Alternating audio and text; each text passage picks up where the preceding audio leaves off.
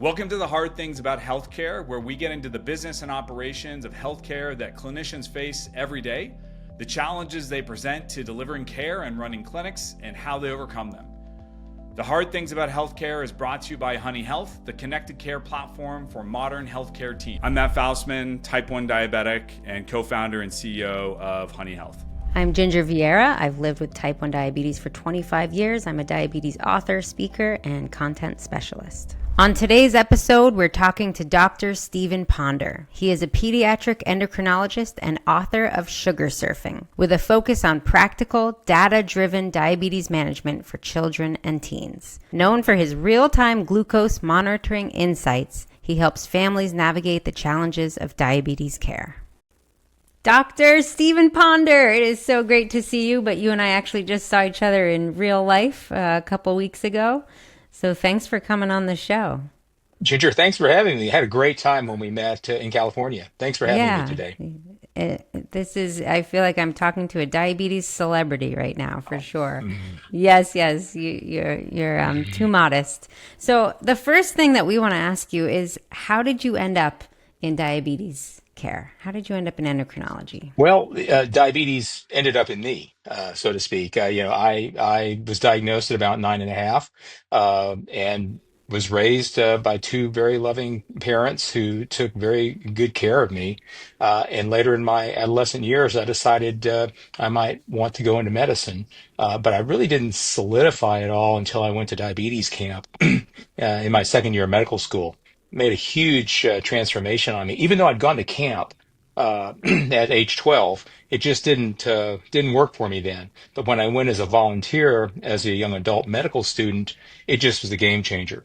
And I connected to the campers, my fellow volunteer staff, many of whom had diabetes themselves, and the mentors that I got from being at camp trained me later in my fellowship years and beyond to send me where I'm at today. Yeah. And how did you choose? I'm curious of how any endocrinologist chooses between pediatrics and adult endo care. Well, I think again, I go back to that camping experience. Yeah. It was profoundly inspirational to me, and other people in peds endocrine that I know. Many of them will give you similar stories that working with children in a camp setting really was really transformational, and it was quite random too. And I may have told you this earlier when we met. I was having blood drawn as part of a study subject for the original human insulin trials in the early 1980s. And the site that was doing this was also the site that was directing the camp. So they asked me during a blood draw, "Hey, Steve, would you be interested in volunteering at diabetes camp that we have?" And I literally said, like, sure, why not? And with that much conviction. And it wasn't until I went to the camp that it really just sank in. And I cried all the way home with one of my fellow volunteer staff that we just didn't want to leave. We were like the campers. The campers don't want to leave either after they've been there for a while. And that just was, like I said, that was a transformative event for me, which sent me on a path to where I'm at today. Cool. Okay. Amazing. And so one thing that you showed me that really relates to what we're going to talk about today, you carry around with you when you travel, like this bag of historic diabetes technology in quotes. You have seen so much evolution. And now today, looking at some of that stuff you had in your, like the crazy Lancet device, it looks so barbaric.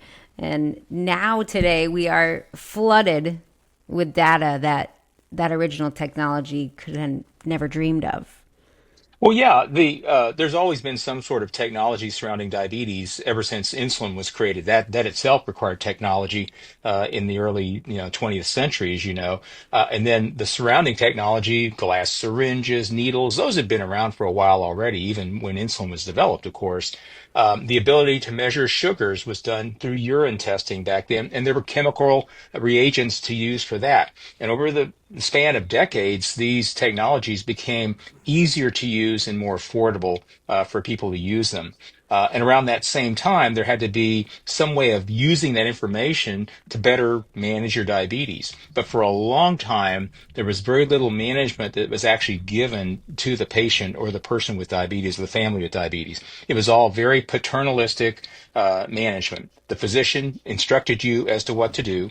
and you did it, or or you didn't do it, and that was it. There were very few ways to measure how well you were being managed, aside from an admission to the hospital for some Yeah. acute problem like severe low blood sugar or diabetic ketoacidosis.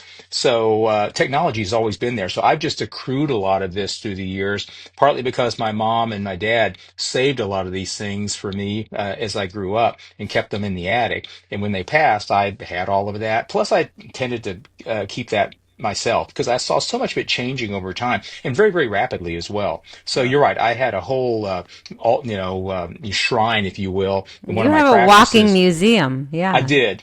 And other people then started sharing some of their items from their past as well. And so it started to accumulate. And I keep them in bags and I'll show them to people who are interested. I'll take them on trips just like I did and I showed you. I think it's just kind of it's an eye-opening thing to see. We've done this for a long time with much more primitive tools than we're using today. Yeah. Yeah. Yeah. I can't wait to see this bag at some point. That'd be amazing. But just even since my brother got diagnosed, this was now 30 years ago, when he was real young. I mean, it had changed significantly even when he was growing up. But man, the amount of change that's happened since then is just incredible. And everything from pumps to CGMs, it's absolutely amazing. Well, yeah, I was on one of the first pumps back in the early 1980s. I was spared the experience with the big blue brick you've probably done stories about before. I got the first version after that. Those were a little bit easier to use, but you still had to change the battery every day. You could not disconnect them from your body.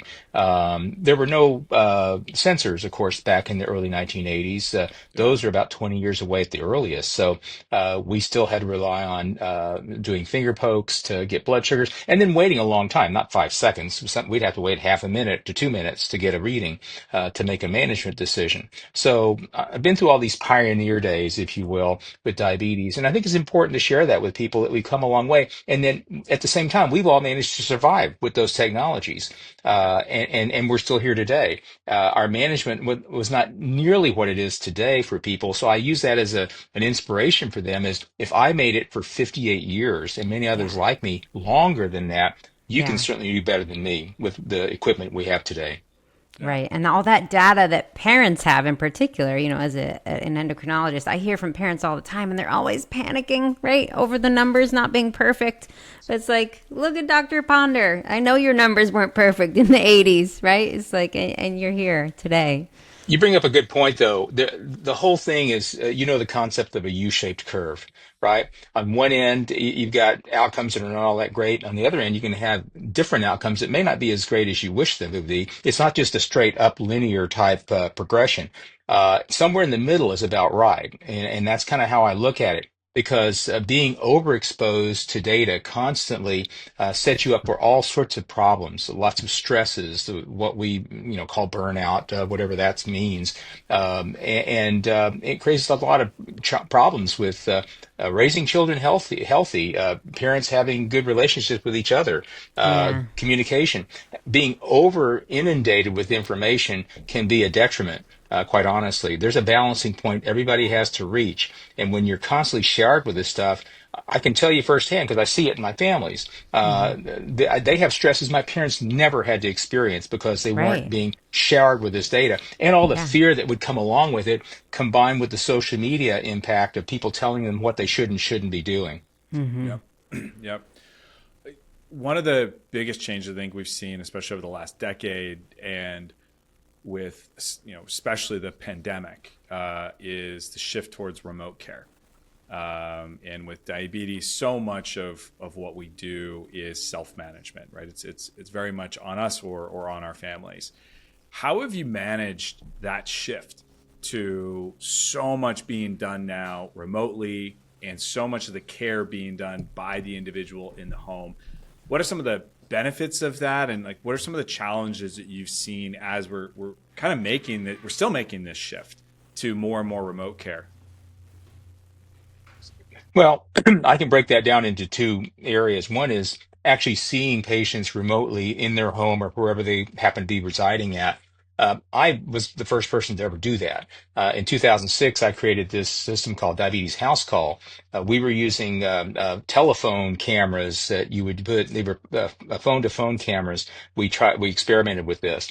By then, we'd actually developed a system that we could actually collect blood sugars remotely from handheld meters. And they were plugged into a device called a glucomon, which we helped develop, and would upload that information to the cloud, then come down to the patients in the form of text pages or a standard email they got with a color-coded chart they got every night in their email box. We did several years of work with this, and we used that as our platform, along with a standard later webcam, and at one point it was Skype. And we did that for several years, and people could be seen in their homes, hundreds of miles away. They paid a fee for service for this at first. And so I did the very first telehealth for diabetes. That was in 2006, 2007. And of course, then it rapidly evolved into what it is today, where everybody does this now. Yeah. Now, in terms of being able to see data remotely, yes, that was part of that too. We developed those technologies in 2001, 2002. We actually shared it with the folks at Dexcom in 2008, 2009, and then that became the share, literally became the share. So I've watched this whole thing evolve and have been part of creating it since the beginning. That's why I have certain strong feelings about the pluses and the minuses of it. The original intent of the glucomon was for the family to know what's going on with the child in a school setting with blood sugar meters. Obviously now that's morphed into glucose sensors being uploaded to the cloud and distributed globally at light speed. So managing that information, knowing the context that you're getting it from, is also something that's lost in just the sharing of the data, as I kind of alluded to before, being showered with information all the time. You don't know what's driving that sudden drop in blood sugar. Are they laying on the sensor? Is something happening that would make some sudden uptick or downtick? And that just creates a lot of anxiety in people. And I try to find ways to balance that out by explaining just the limitations of our technology as they exist right now. But the remote care aspect, it's great. Having that ability to watch your son or daughters or your loved one's blood sugars from a distance, even manage their diabetes remotely nowadays with some of the DIY systems, when you can actually control everything from a distance. That's a 22nd century type Jetsons, whatever you want to call it, ability. The challenge is going to be, though, in how it affects our human relationships with each other and our ability to let our children grow up and let us feel like we have some autonomy and some independence. I know that part of what we want to do is eliminate the burden of living with this condition on people. And these devices do lift the burden for a lot of people. At the same time, they remove many of the essential skills people need to maintain their diabetes management were they not to have these devices. And I see that all the time. And I'm sure other people we've talked to would tell you exactly the same thing, that they become de-skilled, as my good friend Steve Edelman will use that term quite a bit, de-skilling. And I see that in my practice every day. I saw 4 children yesterday in the morning with diabetes. 3 of them were on hybrid closed-loop pumps, high technology devices. One was on injections. All of them had had diabetes for several years. The one that was best managed was the one on the injections, because she was using the data effectively. The other ones were letting the machine do everything for them. Now, that's not meaning that it wasn't helping them. It was. Right. Had they not been doing that, their time in range, that desired goal we shoot for, would not have been all that desirable. So the machine, the technology moved them up. The other young lady was just very invested in her management. That's about 5 to 10% of boys and girls are. And they don't need high-tech devices to achieve the management they wish to achieve. Yeah. That just is their drive that they have that comes from inside them. Now, obviously, you combine those two and put a hybrid closed-loop pump with somebody who's motivated. That's the perfect scenario. But we don't have the perfect scenario in clinical medicine. We have to work with each patient individually with the resources they have, the family structure they have, the income, the insurance platforms, all of that. And that's how we have to manage people individually. Wow. Yeah, that's really interesting. I was just having a discussion about something related to AI with a bunch of technology leaders recently. And the analogy that I'm seeing here is, AI right now it's doing writing for us, it's doing calculations for us. And if we don't know how to do those to begin with, right, the end result actually may not be as great as we think it will be, right? Where it gets really amazing is when someone is already good at those things, and then you're just seeing an enhancement of that with the technology versus the technology just does everything for them. That's super interesting. Well, think about this too. This is another common example. How many people cook food from scratch anymore? I mean, either it's pre-cooked for us, we heat it up, we order it through Uber Eats or whatever.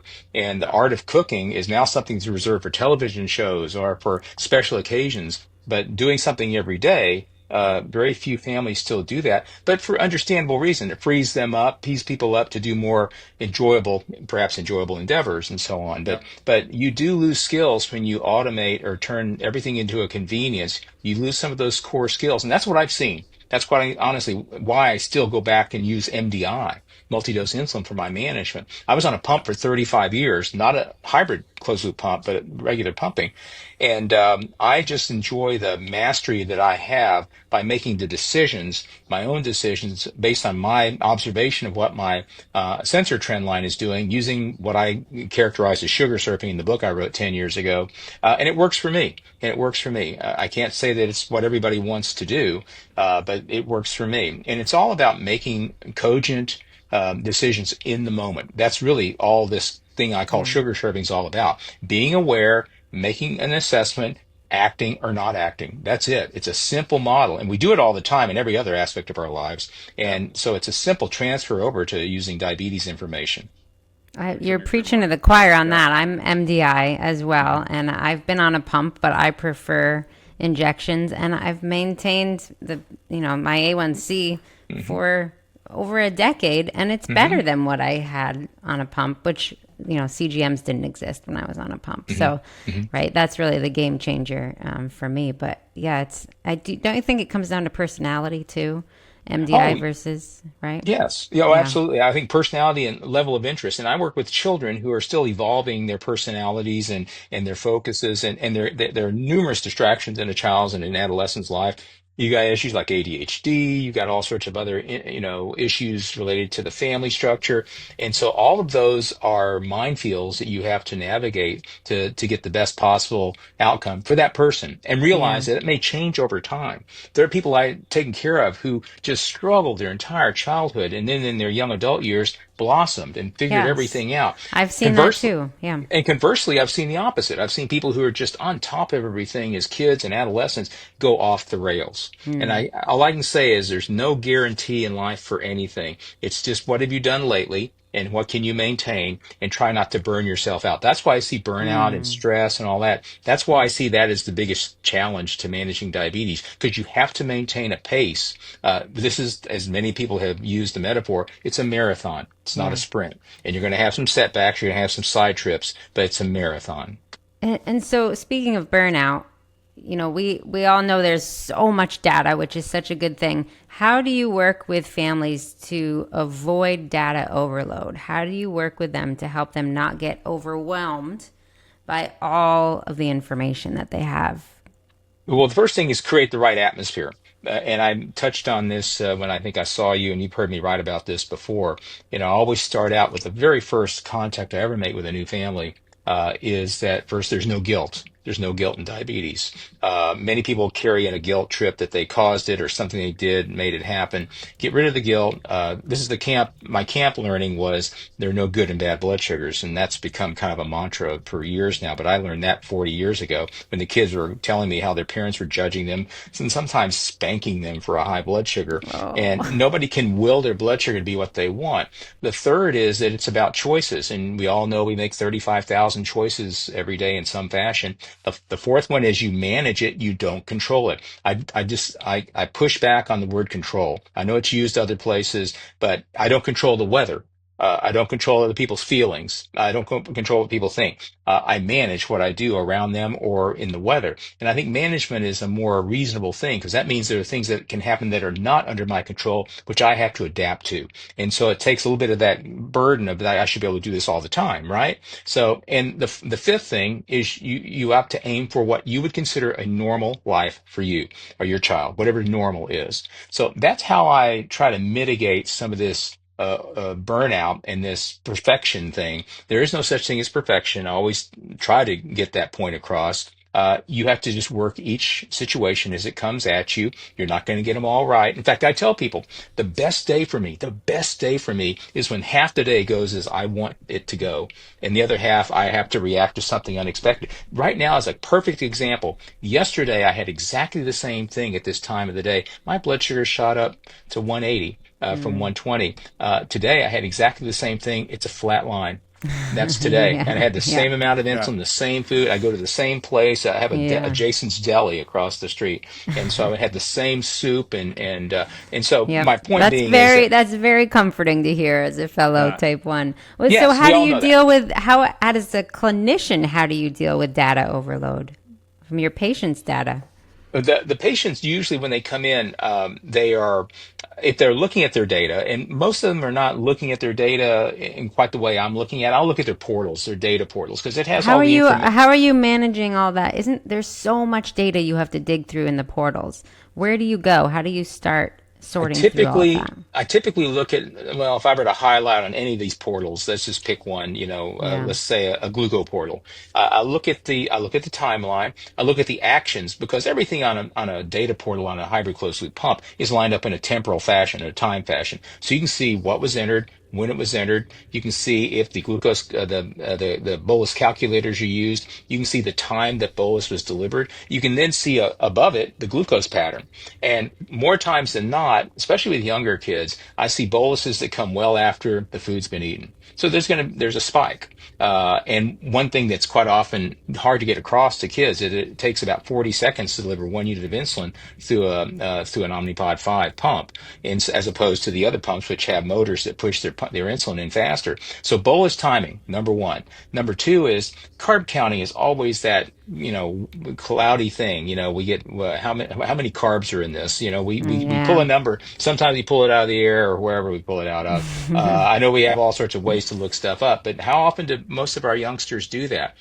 Infrequently. They'll put the same number in sometimes, so they're definitely going to get different values just because they're not even measuring the carbs. And then the third one I see in these portals is just no bolusing, just none. It'll just go up and the pump will try to chase after it, but none whatsoever. Now, I know in the adult world, people you talk to, maybe yourselves, you would love to be on a pump where you don't have to bolus at all. Just let it do everything. And I know that there are new software systems in the DIY community that are aiming just to do that with faster insulins, different algorithms where you don't have to do nothing but just do what you want to do. And the pump will be geared up to try to jump in there and get to you as quickly as it can to keep you from spiking up to 400 or 500 before it brings you back down. And I understand that intent, which is to lift the burden of living with diabetes. But right now, we don't have those systems available for the patients that I see. And so it comes down to some etiquette things about count your carbs, at least enter them, bolus on time, and don't forget the bolus. And you keep an eye on your system, make sure it's working. Many of these systems will fall out of their auto modes, and the child or the teen is unaware of it. And so they're just back to the old standard pump management. And so, how are you? Because we've heard this from various clinicians. There's new devices. There's more data coming from all of those devices that are coming into their offices, and the work to get that data uploaded, to keep track of it in between visits. How are you managing all that? Because it feels like each week there's a new device, there's new things that are coming on that are shooting data at clinicians.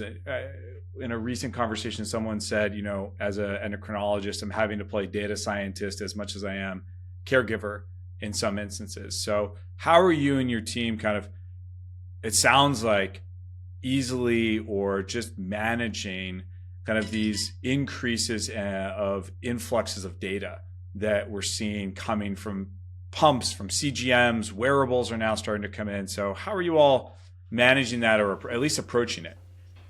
I think just like I said, the emphasis on how we look at data is how it reflects behavior, self-management behavior.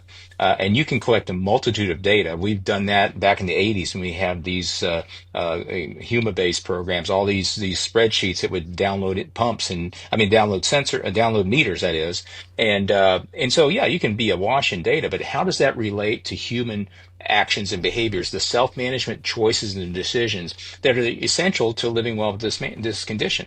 And as I said before, if all three of us make 35,000 decisions, either semi-consciously or consciously every day, how many of those fit into how we manage our blood sugar levels, timing of insulin, what we count carbs, if we check our sensor, if we take a correction dose, we don't take a correction dose, do we have seconds or thirds, are we too late to eat our food and we get a low, did we underdose? Yep. Did we have an unexpected exercise? And so that's how I see data, is how does it reflect decision making and human behavior? Because that's what I have to help them with, is how do I help them make the best decisions for them? So you can get a lot of data. I'm not saying data is bad, but it's got to come back somehow to benefit the person with diabetes. And when you get data that's 3 weeks old, that doesn't help me today. That's water under the bridge. What's going on recently? And what I can learn from past behaviors is something I could hopefully alter future behaviors by looking at, suggesting bolus timing and the things I've just talked about. I do that 10 times a week at least with my patients, is to explain those three things I just talked to you, because that's a universal challenge, at least the challenge that my patients have. And I don't think my patients are any different than anybody else's. They have busy lives. They have devices that are called artificial pancreases, and they just treat them as if they really are, which means I don't have to do much anymore, even though they've been taught otherwise. It just, the emotional side of it takes over the intellectual side sometimes. Yeah, I mean, none of this technology has really made diabetes easier, right? Well, I mean, it's well, think changed about. how we manage it, but it. Let me think. Let me ask you this then, Ginger. You're MDI also. So these are two things that keep me at 98% in range. This is the two technologies that keep me in range, keep me in time and range, and plus this one up here. Okay, this is the technology that really makes the most difference, and how well can we train and discipline this up here is the secret. These things come and go. I mean, there are different brands of insulin, there are different pens. I could have a pump, but it really comes down to I have a source of insulin, and I have a piece of information, and I make decisions just like both of you do. And that's how come I can maintain mine without having a sophisticated algorithm. Nothing wrong with it. And I No, prescribe them all the time. there's pros and cons of Yeah. every method. Yeah. Yes, exactly. So I know, Dr. Ponder, you've told me a little bit about how you helped develop one of the first automated diabetes management systems that most of us didn't even know existed. Like, you were as you said earlier, really behind the scenes in every evolution we've seen in tech. Which of these evolutions in automation have been the most impactful and beneficial for children and their families? Well, it's the ability to share blood glucose information in real time or near real time that has moved things forward. We've had insulin pumps for 40, 45 years already. And so we've had more easier ways, you want to call it easier. It really wasn't easy in the early days to give insulin to a pump compared to it is now. But it's that data stream that comes in, and then knowing how to pick out the salient pieces of information from that data. And when I describe sugar surfing, it's looking at the pattern management of the blood glucose trend lines that gives you some immediate heads up as to what you need to be doing. If your trend line is going fairly steadily, then and it's in a range you're pleased with, then no action is needed. Yet you have done an assessment. You have looked at your glucose sensor, you've assessed it, and said, I don't need to do anything. Yeah. On the other hand, if you see a trending blood sugar that's going up at a certain rate, you have to make a decision. Is that trending fast enough for me to act now, or slow enough that I'll just come back and look at it again in about 20 minutes? Again, that's a decision. That's a management decision. Yeah. So it seems so casual. It seems so easy to do. And it is, because people do it all the time and everything else you do, right? You glance at your watch and say, do I have time to do this last question or not? Yeah, we can ask 2 more questions in this time. So you make an on-the-spot decision. Same thing with this. You're making decisions based on trending information, based on these trend lines. Not necessarily the absolute number that's see on the screen or the arrow, but the shape of the trend line. And sugar surfing is all about pattern recognition. It's immediate pattern recognition. Is it going up? Is it going sideways? Is it going down?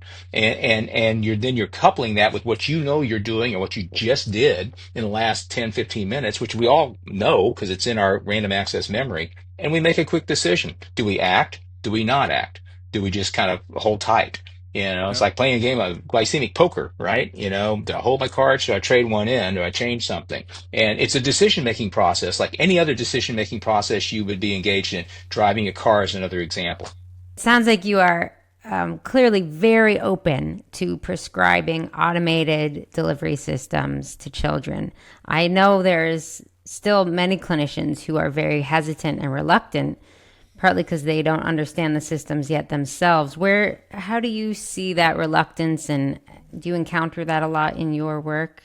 Yes, I In other- do. There's reluctance. There's reluctance for different reasons. I'll give you the professional reluctance is some folks think a patient may be so disinterested, so indifferent to their management that a pump's not going to, make a huge difference. And there could be an argument for that. You could actually, but my experience has actually been that you can take those folks who may be 15, 20% time in range.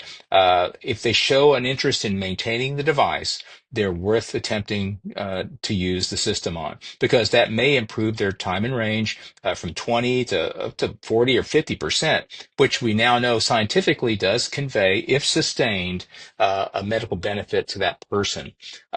It's not going to put them at 70% or higher, but it will move them up. And all the research is coming out in the last year or two with all these systems that came out in the late teens is showing that you will move people up. They're not panaceas, but they are going to move people up into a better, more effective time and range. And if we were doing that with a medication, most people would jump up and down. We said this medication is going to improve your time and range by 20%. That would pass everybody's bar, right? But since these are pumps and they require a lot of ongoing maintenance and they cost money and training are involved, then there's some reluctance, and some people don't feel like it's worth the effort to train some of these folks to start on pumps until they're maybe more emotionally ready. I see that, and I've had patients too that I just don't think they would do well on a system like that, and so I don't have a blank check policy. Dr. Ponder, one of the things that's unique about being a pediatric endocrinologist is that you're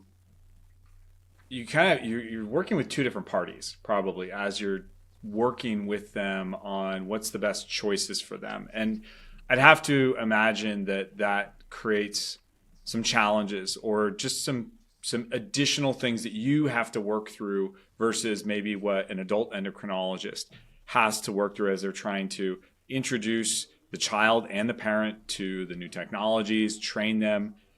How have you learned to kind of work with the two parties here, right? Both the parent and the child. And what are some of the areas that what are the obvious challenges? And then what are some of the ways that you found as like great tools or ways to work with them, thinking through it from a clinician perspective, like other pediatric endocrinologists, and some tips and some frameworks for them to use in working and partnering with parents and the child?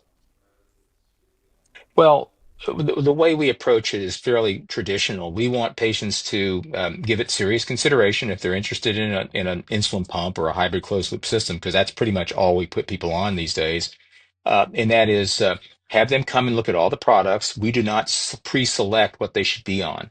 I know some practices are just work with one particular product line, and that may be advantageous for their staff to know just that one system or that one brand. But we give our patients the option to choose what they would wish to use. Once they've thought about it, they can make that decision, ask us to go ahead and start the paperwork to get them started and get their device. Now, they'll come in. We prefer that they come into our practice so we can show them the technology. My trainers are expert at what they do. And we'll usually start them on saline infusions most of the time if they're brand new. If they're going from to another pump brand from a previous pump brand, we often will skip that step. But we'll go to a saline infusion just to get used to pushing the buttons and wearing the system effectively. They're still doing their injections. They'll come back a week or so later and switch out to live insulin, do a live insulin start. We plug everybody into the various portals to make sure they're set up right then and there so we can observe this from a distance if the families call in for advice. So everybody gets enrolled in their respective portals for their technology. And then they come back and see us for a 1 month follow-up visit, again, to kind of wrap up loose ends, to reinforce things that maybe they had forgotten early on. And quite honestly, people forget. I mean, I don't think there's any surprise there. There's a lot of information that's shared at all these visits, and some of it sinks in and some of it doesn't. And you have to identify by carefully looking at these data portals, as we opened up at the beginning of the discussion, and find out if there's some coaching we can use with them. And I don't approach it as a negative thing. I look at it this way. I talk about efficiencies. If I was your batting coach, I would be working on your batting average. If I was your tennis coach, I'd work on your first serve efficiency. I mean, going up from a 40% first serve efficiency to a 60 could mean the difference between losing first round and winning a tournament. So Yeah. it's not about 100% anything. It's about efficiencies. And most people can wrap their head around that because of their experience with sports. And so I will go through their information and find areas they could be a little bit more efficient. Let's don't miss as many boluses, next cycle. Let's try to miss fewer boluses. Let's try to make more boluses in front of a meal. Let's try to count the carbs a little bit more carefully and putting the same number in. Now that may still happen, but if it happens less, all these efficiencies add up, and that Yeah. results in an improved outcome as we usually measure in time and range on the sensor. And then doing that, what are some of the best ways you found in partnering with the parents? Like, I love your coaching analogy. I think that's spot on. And you talk with some of the more successful child or like adolescent tennis coaches. And, they've talked about as much sometimes managing the individual player and also the parents and the expectations, and just, parents can be, especially with this type of condition, that can maybe they're overwhelmed, they're trying to manage it as well. How have you helped coach the parents through all of this? Because I'd imagine that's also part of what you're trying to do, because that will also help the child. Absolutely, steering them away from the perfection model. That Yeah. everyone comes in with that. They feel like that I am the expert and that somehow they're supposed to be performing better than they were last time. I have to keep telling people, "You're doing a great job. You're doing fine." Yeah, but I still had some highs here and some lows here. Overall, you have to give them an overall assessment. You have to praise them for the effort, not for the results. As I just mentioned a few minutes ago, I did exactly the same thing yesterday as I did today for lunch. I got totally different results. So that's just the reality of living with this. I understand that. Now, maybe people that don't live with this like we do see it differently, and they can convey a different emotion to their patients, like they should have been able to figure that out. No. Stuff happens, and we all know that, and that's I think the wisdom all three of us have accrued from living with this condition for so long. I try to convey that the best I can to the parents, as I said earlier, from the get go, and at every visit I keep saying that.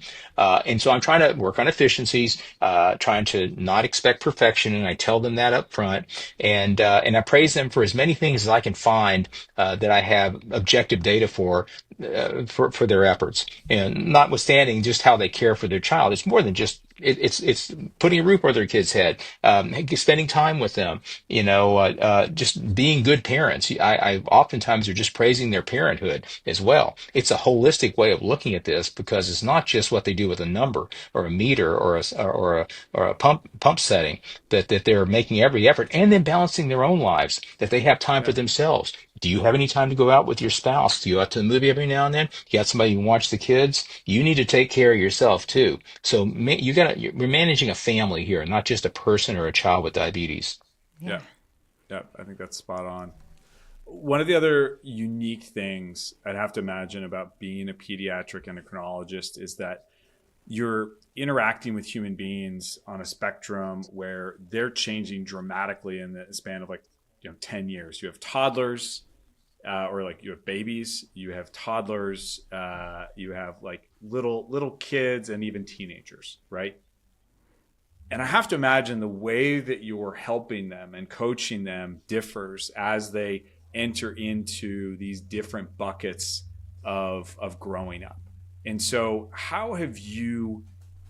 what are the tools you've developed as a clinician, or what are some of the standards you've put in place to help you in terms of, here's how we might think about addressing a baby or a toddler or a teenager? Like, how do you deal with that spectrum? Because that's got to, I would imagine, maybe I'm wrong, that's got to play a factor in how you manage one patient versus another. Absolutely.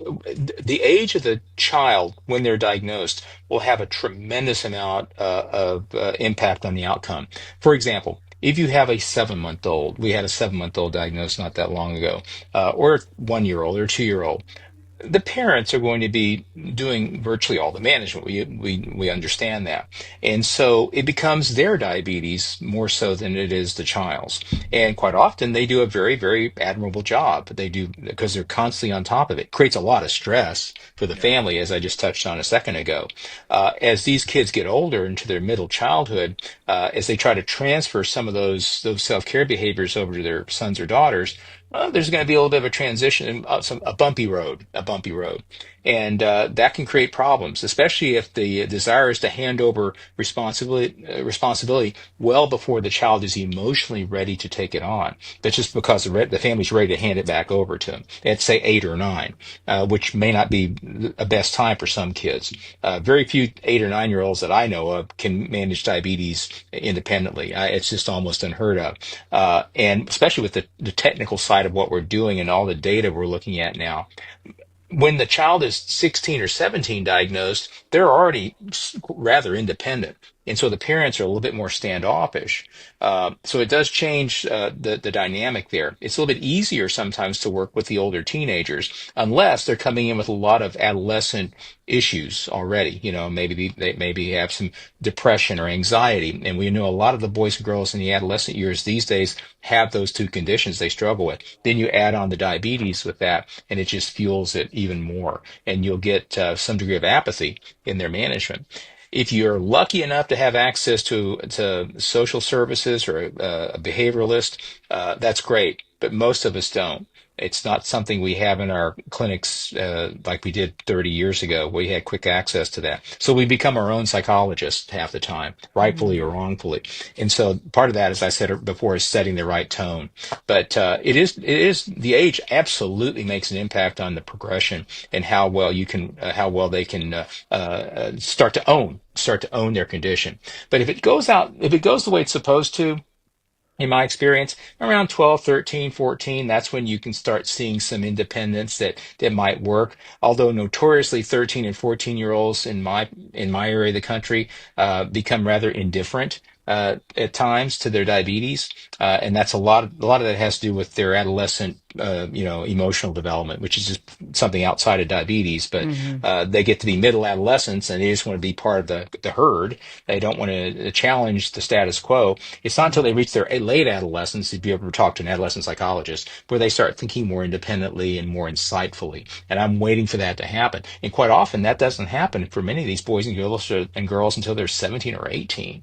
And so that's on the cusp of them going off to college before they've really shown any maturity to take full ownership of their diabetes. And it frustrates their parents to no end. Of And, course. Yeah, and so I have to kind of ride that wave with both of them the best I can and just bide my time. Now, honestly, it is what it is. It's biding your time. I can't Wow. manage their diabetes. And I tell them that I don't manage your diabetes. I don't control your diabetes.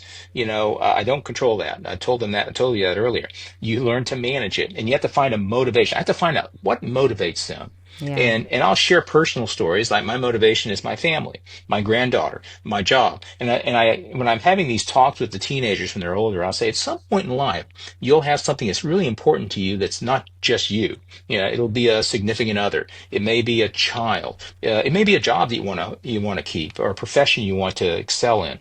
At that point, you will learn that perhaps me managing my diabetes better will allow me to reach those goals or achieve those goals and continue and sustain them more so than just doing this because Dr. Ponder says you should have a time in range of 70% or Right. higher. yeah, That doesn't go very far. And I tell them that doesn't go anywhere. What I think doesn't matter. It's what you think and what you believe that matters. You have to find a motivation. And quite often for most of us, we don't find those motivations until after our adolescence. Some people are lucky enough to have that early on, but for many people, it's after that. So I'm just trying to keep them as healthy as I can until they reach that age of enlightenment. I love that. I hope that more clinicians can hear that and embrace that it's not worth anybody's energy to lecture and say your time and range ought to be this and that. It's about helping this person want to improve their blood sugars and want to take care of their diabetes because of something else that they Yeah. care about. Yeah. Right.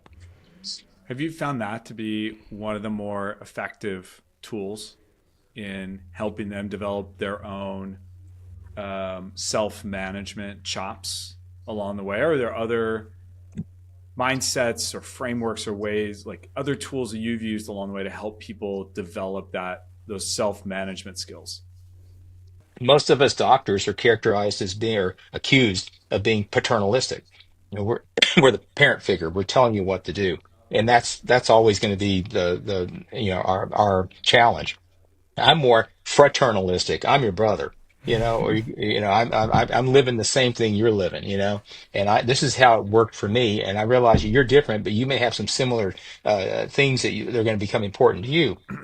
Everybody grows up. Everybody gets, has goals they set for themselves, and perhaps managing your diabetes well will help you better achieve those goals, reach them, and stay there. And one great talk I had with a young man talked about his football performance. He was very, very focused on football. When I told him all the patients I've ever taken care of who went into professional sports would tell you to a person that very close management of their blood sugars made a profound difference in their performances. And Ginger and I both heard Gary Hall speak over at FFL in California, and he and Dr. Peters talked a lot about this, about how they just refined his management so he could achieve gold medal status. And when I was going home that afternoon, the mother called me or sent me a message saying, whatever you said to him on the way back home resonated with him. And from then on, he started being much more attentive to his diabetes self-care skills because it was going to help him with his football performance. Yeah. And everybody I know that has that sort of goal, whether it's football or tennis or anything else, if they'll listen to that, many of them, it'll sink in. They'll realize, oh, that's my edge. I can get an edge. I can get better times. I'll have better performance, longer endurance, whatever, if I manage my diabetes better. If I can get that point across, at least with people in that situation, it does make a difference. It does. So I continue to do it. Yeah. I love it. Love it. I think That that's resonates a lot with me. My Yeah. brother and I both played college sports. He's a type 1 diabetic as well. And he had to manage diabetes, pumps, all of that throughout the entire thing. And so that resonates a lot because I saw him struggling and then ultimately finding a way to kind of turn it into an opportunity for him and his diabetes management. So I love that story. Well, Dr. Ponder, thank you so much for your time, but also just how much energy you have dedicated to these families and these kids over how many decades now as an endocrinologist? Well, I've been doing this. I started camp in 1981. That's when I started working with people with diabetes. Okay, Wow. that's Thank you. before I was born. Thank you. Yeah, Mhm. it's incredible, and I hope that every learning endocrinologist can learn from you and adopt so much of what you pass on to your patients. Well, thank you both for letting me share my thoughts with you and exchange of ideas. And best of luck with this. And anytime I can be of any further service, just let me know. We Thank appreciate you. it. Thank you so much. Thank you.